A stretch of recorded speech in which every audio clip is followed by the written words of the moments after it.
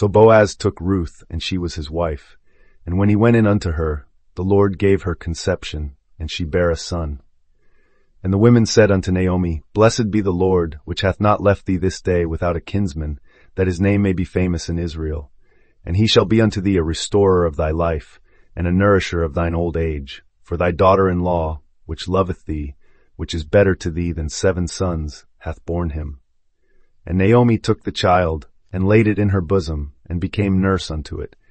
And the women her neighbors gave it a name, saying, There is a son born to Naomi. And they called his name Obed. He is the father of Jesse, the father of David. Ruth 4:13-17. Ruth is your own human imagination, and Boaz is that divine confidence which enters into her and takes her as wife. Note how when Boaz went in unto her, conception came. This is not a physical event, but the birth of a promise within you. What you believe about yourself, when persisted in, must be born. Ruth, thought barren of hope, is made fruitful the moment she unites with faith. Her conception shows that all things are possible to him who believes. Naomi, long desolate, now cradles the child in her bosom. She is your own self-sense, restored by the birth of this promised son. The neighbors proclaim him Obed, the worshipper, signifying that the first fruit of faith is praise. As you truly assume your desired state and persist in it, you feed your old sense of lack with the new reality. You become your own nourisher of old age. Observe that Obed stands as the father of Jesse, the father of David. Here is the blueprint. From Ruth's open heart springs the line of David, the anointed son. This is the Christ born within you, your own true identity, I am, calling you Father when he stands before you. The story moves from sorrow to rest, from emptiness to a lineage of kings. So too your assumption passes from lack to abundance, from limitation to lordship. Let your imagination conceive the state you desire. Persist in the feeling of its fulfillment. As Ruth became mother to Israel's Redeemer, so your belief will birth within you the Christ of your own being. In that inner house of many rooms, you will find the heart's desire clothed in flesh, calling you by the only name that matters, Father. Naomi's barrenness and her return home beautifully mirror the journey of a soul that has lost all hope and resigns itself to emptiness.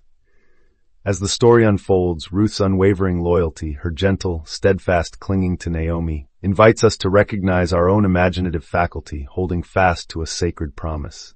In time, when Boaz takes Ruth as his wife, we witness the conscious mind at last opening its arms to embrace the imaginative realm. Finally, the child's birth reveals the miraculous shift from barren expectation to fruitful reality, reminding us that every true manifestation springs from the quiet, persistent faith we nurture within. In the secret chamber of the heart, imagination Ruth meets awareness Boaz. In that sacred union a child is conceived, an idea or desire given form within you. When you choose to live as if this child already exists, your inner and outer worlds align, and what was unseen becomes seen. Finally, by naming him Obed's servant and forebearer of Jesse and David, you reveal how a single act of faith can seed an entire lineage of reality. When you awaken to your true nature, you discover that you are your own kinsman redeemer, your very I am presence that comes to the rescue of what has been lost, breathes life back into every corner of your being, and nourishes beliefs that once lay dormant. As this awareness deepens, you begin to perceive the power within you to reclaim any situation, to turn apparent emptiness into rich abundance. In fact, the same creative force that once elevated a family line to kingship now dwells in your mind, ready to shape your reality in harmony with your highest vision.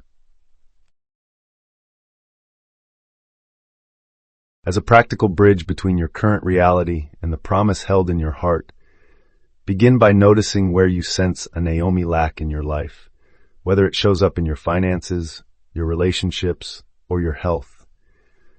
Then slip away into the secret place of your imagination and dwell there on the end result as though it were already fully real. Persist in the feeling of joy that accompanies the promise fulfilled, even if all outward appearances suggest otherwise. In this unwavering assumption, you will witness your inner vision ripening into outward reality, your child of desire taking its first steps, finding its voice, and blessing your world. Reading this as your own story of inner restoration reveals that God's promise is nothing other than the promise of your own divine imagination, and whatever you deeply believe and feel will indeed come to pass.